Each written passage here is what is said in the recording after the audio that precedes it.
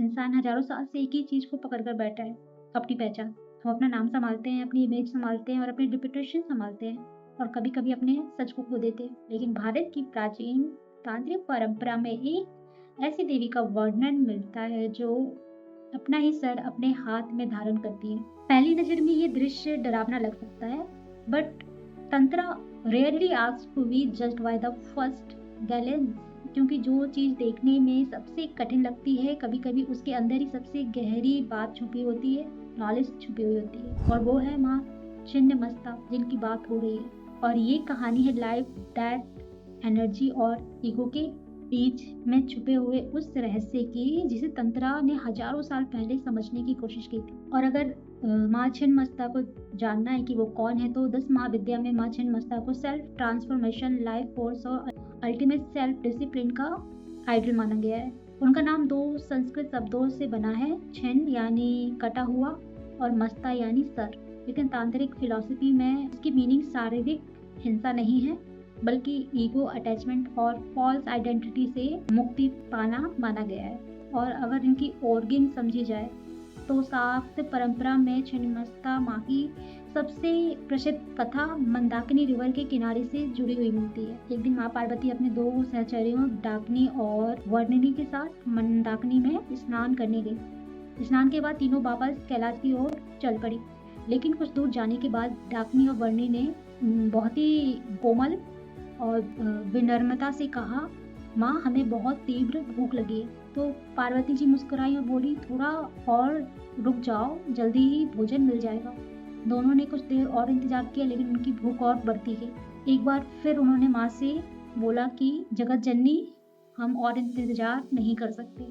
उस पर कुछ ऐसा हुआ जिसका वर्णन शब्दों में करना भी आसान नहीं है।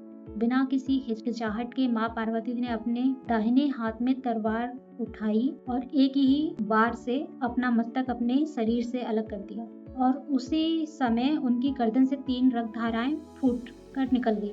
2 धाराएं डाकिनी और वर्णी की ओर बहने लगी और तीसरी धारा खुद माँ की कटे हुए मुंह में जाने लगी।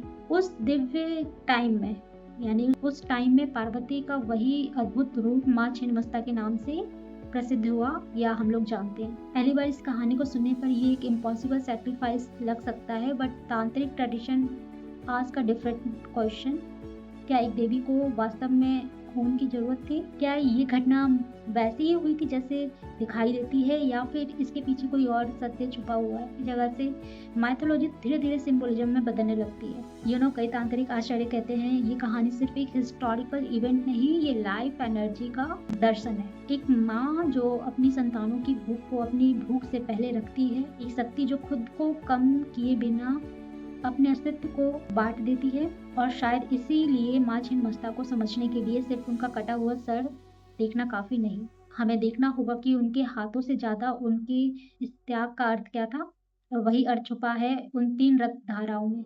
और अब हम जानेंगे the mystery of the 3 streams. अगर माँ छिन्नमस्ता की मूर्ति का सबसे रहस्यमयी हिस्सा कोई है, तो वो उनका कटा हुआ मस्तक नहीं, बल्कि उनकी गर्दन से निकलती हुई वो 3 रक्त धाराएं हैं। अच्छा, सवाल ये है, वाई 3?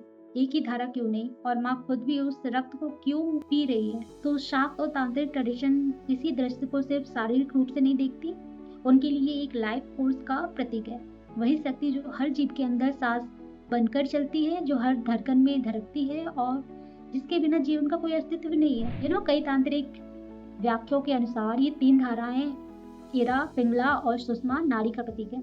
योगिक फिलॉसफी कहती है इंसान के शरीर में एनर्जी सिर्फ मसल्स और नर्व्स के माध्यम से नहीं है, बल्कि सूक्ष्म ऊर्जा के चैनल्स के माध्यम से भी प्रवाहित होती है। इरा को चंद्र की शीतल ऊर्जा से जोड़ा गया है, पिंगला को सूर्य की सक्रिय ऊर्जा से, और सुषमा को मध्य मार्ग से, जहाँ से हायर अवेयरनेस की यात्रा शुरू होती है। और इसलिए 2 धाराएं डाकिनी और वर्णी की ओर जाती हैं, जबकि तीसरी धारा खुद माँ छिन्नमस्ता ग्रहण करती है।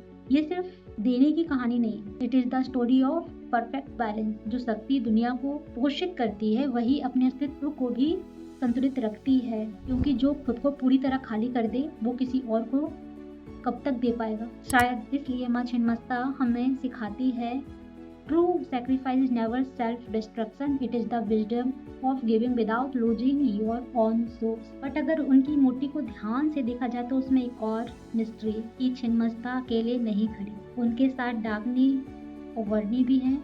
आखिर ये दोनों कौन है? क्या ये सिर्फ उनकी सेविका थी या फिर तंत्र इनके माध्यम से भी इंसान के अंदर चलने वाली किसी गहरी प्रक्रिया की तरफ इशारा करता है? तो इन्हें जानने के लिए भी इनकी स्टोरी जानना बहुत जरूरी है।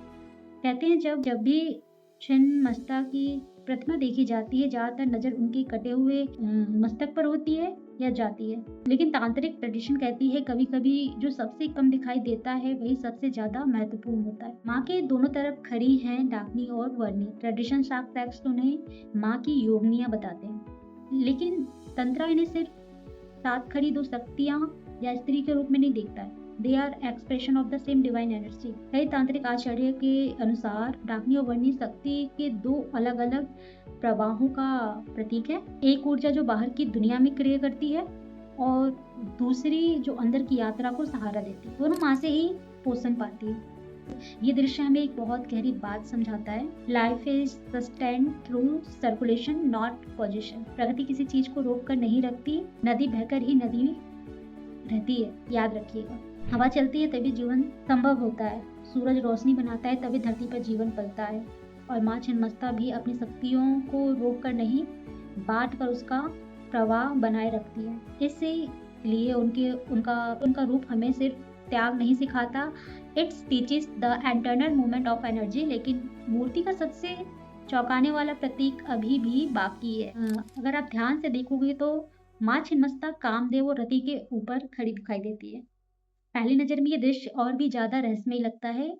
आखिर प्रेम और इच्छा के देवता के ऊपर ही क्यों? क्या ये डिजायर को कुचलने का प्रतीक है या फिर तंत्र यहाँ भी हमें कुछ और ही समझाना चाहता है? और इस क्वेश्चन का आंसर माँ छिन्नमस्ता की सबसे गहरी फिलॉसफी को सामने लाता है। माँ छिन्नमस्ता की मूर्ति की सबसे चर्चित प्रतीक है उनके कामदेव और रति के ऊपर खड़ा हुआ। पहले नजर में इसे देखकर लग सकता है जैसे तंत्रा इच्छाओं का विरोध करती है, but that is not what the tradition teaches. भारतीय दर्शन कभी कभी इच्छा को पूरी तरह गलत नहीं मानता। अगर इच्छा ही ना हो तो कोई सीखेगा नहीं, कोई परिवार नहीं बनेगा, कोई कला जन्म नहीं लेगी और ना ही कोई साधक और सत्य की खोज करेगा। Desire itself is not the problem.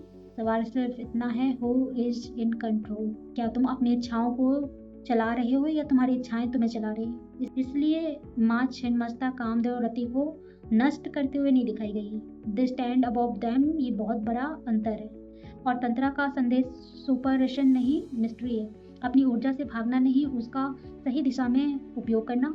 कई तांत्रिक ट्रेडिशन के अनुसार कामदेव और रति के ऊपर खड़ा होना ये बताता है कि जब इंसान अपनी इंद्रियों का दास बनना छोड़ देता है, तब वही ऊर्जा जो पहले सिर्फ भोग की तरफ जा रही थी, धीरे धीरे विवेक और सृजन और आध्यात्मिक उन्नति की शक्ति बन सकती है।